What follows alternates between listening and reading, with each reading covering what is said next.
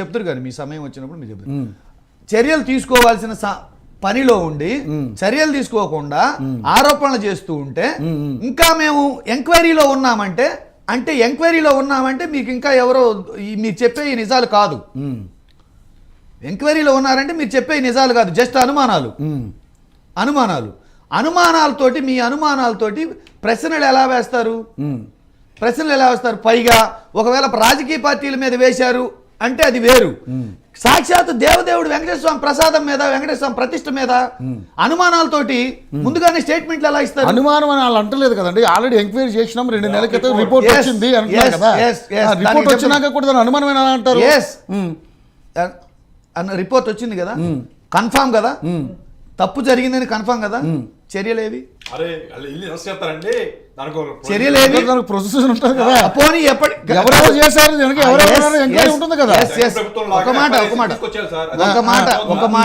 ఒక మాట ఆ ప్రొసీజర్ ఏంటి, ఎప్పటికి కంక్లూడ్ అవుద్ది? ఓకే, ప్రొసీజర్ ఏంటి, ఏం ప్రొసీజర్, ఇప్పటి వరకు నడిపిన ప్రొసీజర్ వెనకాల ఎవరున్నారు, ఏంటి, ఎక్కడ జరిగింది, ఇప్పటి వరకు నడిపిన పూర్తి స్థాయిలో మీకు ఎంక్వైరీ వచ్చిన తర్వాత కదా మీ మీద కాదు. ఇప్పుడు ముందుగానే మిమ్మల్ని అరెస్ట్ చేశారనుకోండి, ఒకవేళ అనుకుందాం మీరే ప్రూవ్ అయ్యారు, అరెస్ట్ చేశారు అనుకుందాం, దాని మీద ఎంత రచ్చ చేస్తారు? ప్రాపర్ ఎంక్వైరీ లేదు, ఏమీ లేదు, మళ్ళీ ఇష్యూ చేస్తారు. ఇక్కడ ఒకరు రచ్చ చేస్తారని, ఒకరికి కామెంట్ చేస్తారని, ఇంకొకరి కోసమో కాదు. పరిపాలనా బాధ్యతలు ఇచ్చింది ప్రజలు, ఇంకొకరు వాళ్ళు రద్దు చేస్తారు, వీళ్ళు చేస్తారని కాదు. ప్రధాన ప్రతిపక్షంగా మీరే చేస్తారంటున్నారు, కాదు ప్రజలు చేస్తారంటలేదు. ఇది తప్పు ప్రజల కోసమా మీరుంది మా కోసం? అవును సార్, కానీ దీని వెనకాల అధికారం ఎవరు ఇచ్చారు మీకు? ప్రజలు ఇచ్చారు. ప్రజల కోసం పని చేస్తున్నారా? మా కోసం వాళ్ళు అంటే ఎవరు ఏంటి? ఇంకా అరెస్ట్ కాదు ఇక్కడ, అరెస్ట్ నిజమైతే ఖచ్చితంగా అరెస్ట్ చేయాలి. అదే మరి అన్నారు, ఆ ఎంక్వైరీ ఇంకా పూర్తి స్థాయిలో జరుపుతారు. ఎప్పటి వరకు ఇది నేననేది ఆ సమయం కావాలి మీకు, అంతే కదా. నేననేది అట్ట కాదు, నేను అనేది క్లియర్ గా ఏంటంటే ఆ సమయం ఎప్పటి వరకు, ఒకటి ముందుగానే స్టేట్మెంట్లు ఇవ్వడం కాదు, ఎంక్వైరీ చేసిన తర్వాత కన్ఫైన్ చేసుకొని అది నిజమని నిర్ధారణ అయిన తర్వాత స్టేట్మెంట్ ఇవ్వండి. నేను ఇంకా ఎంక్వైరీ చేస్తున్నానని ఒక పక్క చెప్తున్నారు, ఇది ఆరోపణ కాదని ఒక పక్క చెప్తున్నారు, ఇది నిజమని ఇంకో పక్క చెప్తున్నారు. మీకు కరెక్ట్ చెప్తా, ఇప్పుడు ఎంక్వైరీలో తేలింది సార్, ఇప్పుడు టెస్టింగ్ లో తేలింది, దీన్ని ఇంకా మెరుగైన ల్యాబ్స్ కి పంపించి పూర్తి స్థాయిలో నివేదిక తీసుకొచ్చిన తర్వాత దీని వెనక ఎవరున్నారు ఏంటనే సమగ్రవంతమైనటువంటి నివేదిక తీసుకుంటే అదొక ప్రాసెస్లో ఉంటుంది. వేగ్గా మీ మీద అరెస్టులు చేస్తే మళ్ళీ వైసీపీ వాళ్ళందరూ కూడా మా మీద దాడులు చేశారు, లేనిపోయిన ఇవన్నీ అవసరమా? ఇవన్నీ ప్రజలు ఇప్పుడు మీరే ఒక మాట చెప్తున్నారు కాదు, ప్యానల్ ఆగండి సార్, ఇప్పుడు మీరే ఒక మాట చెప్తున్నారు అంటే ఇది ఇంకా వేగ్గా ఉంది, ఇది ఇంకా మాకు అనుమానం ఉందని కాదు, ఇక్కడ ఇంకా ఎవరు దోషం తేలేదు, పూర్తి స్థాయి ఎంక్వైరీ అంటున్నారు వాళ్ళు. పూర్తి స్థాయిలో దోషులు ఎవరో తేలలేదు. ఫస్ట్ వాళ్ళు అరెస్ట్ చేయాలని ఎలా అంటారు? ఒక మాట, పూర్తి స్థాయిలో దోషులు ఎవరో తేలలేదు, కానీ మీరు వైఎస్ఆర్సీపీలో పలానోళ్ళు చేశారంటారు. ఇక్కడ ఇంకోటి మీరు సుబ్బారెడ్డి గారి మీద సహకరించలేదన్నారు. ఆయన వెళ్ళింది కోర్టుకి సిట్టింగ్ జడ్జి తోటి విచారణ జరిపించమని, సిట్టింగ్ జడ్జి తోటి హైకోర్టులో విచారణ జరిపించమని. అది వాయిదా వచ్చే బుధవారానికి వాయిదా వేశారు. వాయిదా వేశారు. ఇక్కడ క్లియర్ గా కూటమి ప్రభుత్వం కంప్లీట్ గా పని చేయాల్సిన స్థితిలో ఉండి, చర్యలు తీసుకోవాల్సిన స్థితిలో ఉండి ఆరోపణలు చేస్తుంది అంటే కంప్లీట్ గా రాష్ట్రంలో జరుగుతున్న వరద బాధితుల విషయం అవ్వచ్చు, చనిపోయిన 60 మంది ప్రాణాలు అవ్వచ్చు, పడవల విషయం అవ్వచ్చు, అట్లా గేట్లెత్తిన విషయం అవ్వచ్చు, గుడ్లవల్లేరు కాలేజీ విషయం అవ్వచ్చు, ముచ్చుమర్రి బాలిక విషయం అవ్వచ్చు, 750 మెడికల్ సీట్ల విషయం అవ్వచ్చు, స్టీల్ ప్లాంట్ విషయం అవ్వచ్చు, వీటన్నిటి సూపర్ 6 విషయం అవ్వచ్చు, వీటన్నిటిని క్లియర్ కట్ గా డైవర్ట్ చేయటం కోసం ఆధారాలు లేని కేవలం నిరాధారమైనటువంటి ఆరోపణలు అంటారు. నిరాధారమైన ఆరోపణలు చేస్తూ కాలం గడపడానికి, డైవర్ట్ చేయడానికి ఈ ప్రభుత్వం శుద్ధ అబద్ధాలు ఆడుతుంది. మీరు చెప్పండి. అంటే ఒక లాజిక్ లెస్, కంటిన్యూస్ గా లాజిక్ లెస్ ని వినడానికి మాకు కూడా ఒక రకంగా ఉంది సార్.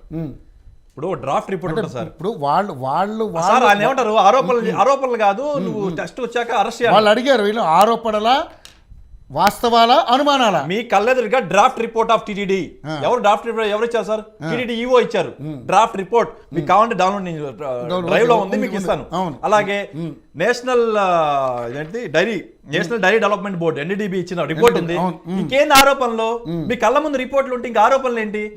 దానికి అరే ఎలా అరెస్ట్ చేయాలంటే సార్, అదే ఎలా అరెస్ట్ చేయాలంటే జగన్ ప్రభుత్వం కన్నా చూసారా, ఎలా అరెస్ట్ చేయాలంటే జగన్ ప్రభుత్వం చేసింది కదా సార్.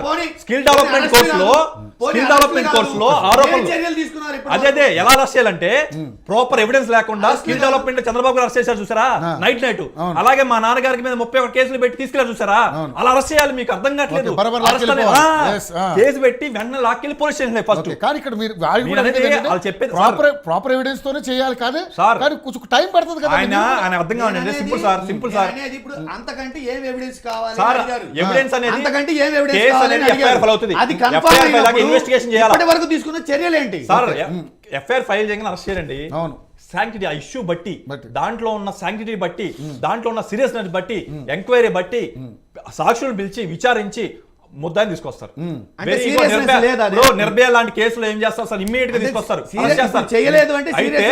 అయితే ఇక్కడ దాంట్లో డ్రాఫ్ట్ రిపోర్ట్ వచ్చేసింది, ఆల్రెడీ డ్రాఫ్ట్ రిపోర్ట్ ఇచ్చారు. We want to enquiry in 360 degrees more. Culprits ఎవరు? ఎలా తెలుస్తుంది సార్ కల్పరేట్స్ ఎవరు? ఎవరైతే టీటీడీ చైర్మన్ ఉన్నారో ఆ టైంలో సుబ్బారెడ్డి గారికి ఇచ్చారు. ఇంకా మిగతా 7 మెయిన్ పర్చేజ్ ఆఫీసర్ ఎవరు, టెండర్లు పిలిచింది ఎవరు, అందరికి ఎక్స్ప్లెనేషన్ 17వ తారీఖు జూలైలోనే ఇచ్చారు. ఈ రోజు వరకు దానికి సంబంధించిన రిప్లై ఏమొచ్చినాయి? వాళ్ళ దగ్గర నుంచి ఏమొచ్చింది? ఎవరో తెలియకుండానే పలాని వాళ్ళు జరిగింది ఏదైతే ఉంది, కానీ కన్ఫర్మ్ అయితే ఎందుకు అరెస్ట్ వీళ్ళు చెప్పలేం కదా. జరిగింది మాత్రం చెప్తారు. చూడండి సార్, ఆరోపణ కాదు, జరిగింది అంటే ఇది జరిగింది, ఎస్ ఇది కన్ఫర్మ్. వీళ్ళు తప్పు చేశారని కన్ఫర్మ్ కాదు కాబట్టి వాళ్ళ మీద ఇంకా మనం యాక్షన్ తీసుకోవాలి. Simple sir.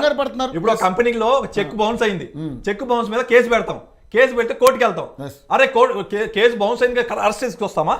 దానికి సంబంధించి కోర్టులో కేసు వేస్తాము, నిజాలు తెలుసుకుంటాం, ఎంత బౌన్స్ అయింది, నీకు ఎందుకు చెక్ ఇచ్చారు, నీకు డబ్బులు పంపిస్తే రివర్స్ వాళ్ళు చెక్ ఇచ్చారా, ఆ చెక్ బౌన్స్ అయిందా లేదా, అన్ని ఆలోపన ఉంటాయిగా. దానికి సంబంధించి అరెస్ట్ వారెంట్లు వస్తాయి, అరెస్ట్ వారెంట్కి స్టే వస్తాయి, బెయిల్ వస్తాయి. సార్ కూడా బాధ తెలిసి ఈ విషయం. సో బెయిల్స్ వస్తాయి, అన్నీ ఉంటాయి. అన్ని నోటి అవ్వదు కదా సార్. జడ్జిమెంట్ వచ్చాక అరెస్టులు ఉంటాయి, జడ్జిమెంట్ లో తీర్పులు ఉంటాయి. ఇక్కడ నేను అనే విషయం ఏంటంటే,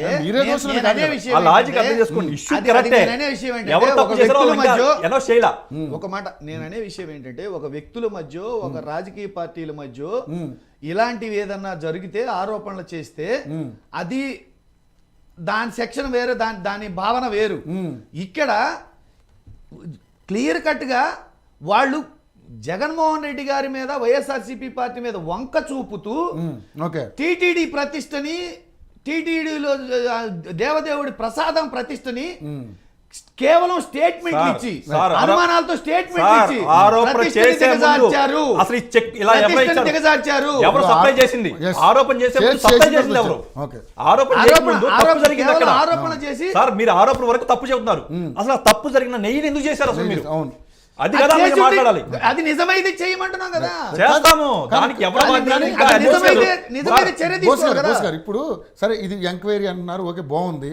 నిజంగానే ఇప్పుడు తప్పు జరిగిందని మనం తప్పు జరిగింది సార్, కానీ ఎవరైనా తెలియదు. తప్పు జరిగింది కాబట్టి దానికి బయటకు వచ్చింది. మరి అలాంటప్పుడు అలాంటి వాళ్ళని ఎట్లా చెప్తున్నారు మీరు?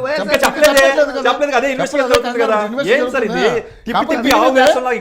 చెప్పకముందే ఇటు బొత్స సత్యనారాయణ గారు స్పందిస్తారు, అంబటి రాంబాబు గారు అందరూ స్పందించేస్తున్నారు.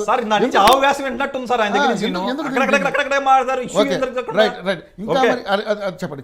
రెండోది అలా ఏంటంటే సార్, వీళ్ళ ఐడియాలజీ స్కిల్ డెవలప్మెంట్ కోసం చంద్రబాబు గారు ఏదో వితౌట్ ఎవిడెన్స్ లేకుండా ఎలా అయితే అరెస్ట్ చేశారో, అంటే మన లాంటి వాళ్ళ సామాన్య వ్యక్తులను ఎలా అయితే కేసులు పెట్టి తీసుకొచ్చేయండి రా, ముందు కేసు పెట్టి తీసుకొచ్చేయండి అని ఎలా అలాంటి మైండ్ సెట్ లో ఉన్నారు సార్ వీళ్ళు.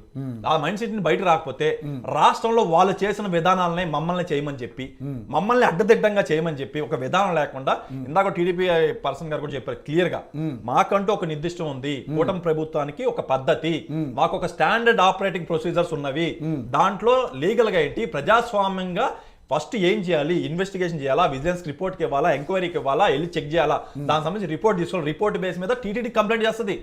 టీడీపీ కంప్లైంట్ చేశాక అక్కడి నుంచి ఇన్వెస్టిగేషన్ జరిగి కోర్టు కేసు ఫైల్ అవుతుంది, వాళ్ళు కంప్లైంట్ చేస్తారు. చంద్రబాబు గారు మైక్ లో చెప్పారని చెప్పి కంప్లైంట్ ఫైల్ చేయరు, జరిగిన ఫ్యాక్ట్స్ మీద వాళ్ళు మాట్లాడతారు. కంప్లైంట్ చేశాక జరిగే ప్రాసెస్ సార్ ఇది. Okay. అంతేగాని మీకు నచ్చినట్టు మీ జగన్ గారు రాజ్యాంగం జరగదు. కానీ రెండోది ఇంకోటి సార్, ఇందాక జగన్ గారి మీద ఆరోపణ చేస్తుంది, ఖచ్చితంగా మీ హయాంలో జరిగిన మిస్టేక్ ఇది. మీ ఆరోపణ చేస్తున్న మమ్మల్ని తిట్టమాకు.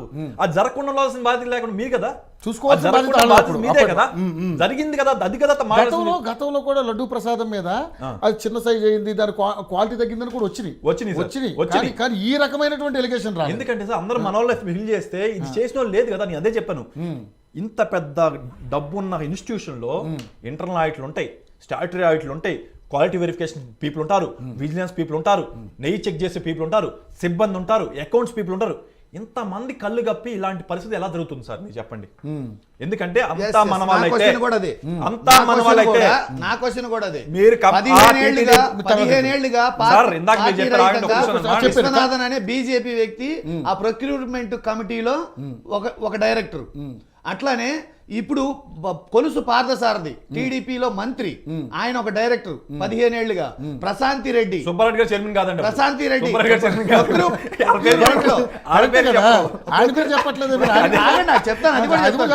అది కూడా చెప్తాను. ప్రొక్యూర్మెంట్ లో కమిటీలు ఇప్పుడు ఈ విషయం వచ్చేసరికి ఈ టీటీడీ కమిటీ మొత్తం మీద ప్రొక్యూర్మెంట్ కమిటీ అది కీలకం. ఎందుకంటే డబ్బులు దేనికి ఖర్చు పెట్టాలి, ఏం కొన్నాం అనేది డిసైడ్ చేసేది ఆ కమిటీ. ఆ కమిటీలో ప్రశాంత్ రెడ్డి క్వాలిటీ ఎఫెక్ట్ అయింది కాబట్టి ఎవరు ప్రొక్యూర్మెంట్ కి అప్రూవ్ చేశారు, ఎవరు ఈ టెండర్లు ఓకే చేశారు, ఎవరు మినిట్స్ చేశారంటే మినిట్స్, డాక్యుమెంట్స్, డిస్కషన్స్ అన్ని వస్తాయి. అప్పుడు మేము తెలుస్తాం, మీరే కంగారు పడకండి. దాంట్లో టీడీపీ వాళ్ళు ఉన్నా సరే, జనసేన వాళ్ళు ఉన్నా సరే ఖచ్చితంగా శిక్షిస్తారు. కానీ ఇంపార్టెంట్ థింగ్ సార్, ఇది ఒకటి. నేను ఈ రోజు నెయ్యి గురించి మాట్లాడుతున్నాం, we're not talking about other things. నా ఫ్రెండ్స్ టీటీడీలో ఉన్నారు, వాళ్ళు చెప్పేది ఏంటంటే అక్కడ కేజీ కందిపప్పు రావాల్సిన దాంట్లో 800 గ్రాములు కూడా వస్తుంది. పప్పులో కూడా తక్కువ. ఇంటర్నల్ ఇన్ఫర్మేషన్ ఇది, ఇంటర్నల్ ఇన్ఫర్మేషన్. కేజీకి 200 విజిలెన్స్ వాళ్ళకి ఇస్తాను, ఎవరు ఇచ్చారని కూడా నీ పేరుతో సహా పబ్లిక్ లో చెప్పండి. కేజీకి 200 పోతుంది. 200 కేజీకి 200 గ్రాములు